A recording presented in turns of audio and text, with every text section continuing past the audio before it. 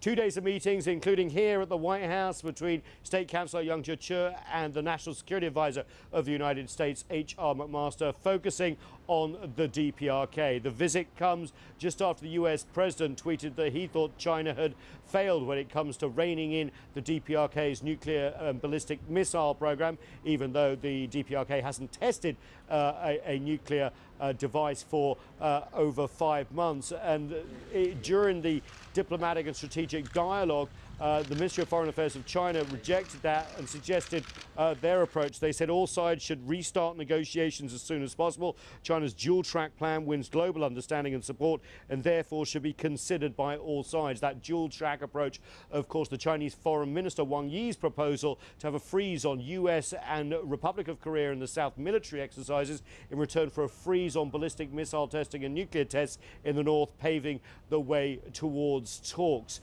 The US is rejecting basically freezing those exercises. Let's have a listen to the State Department spokesperson. That's something that will continue, and it's something that I can't imagine that we would give up on, something as important as that, those joint exercises. Of course, it'll be interesting to see where China and the US and regional partners in North Asia end up. We are seeing the new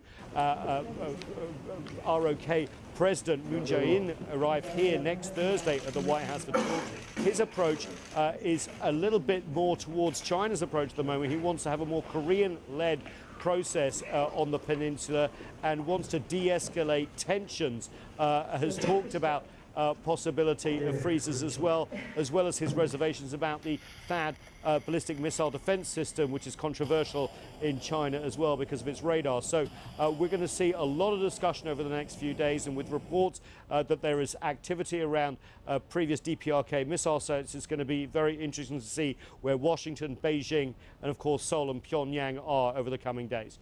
Nathan King, CGTN at the White House in Washington, D.C.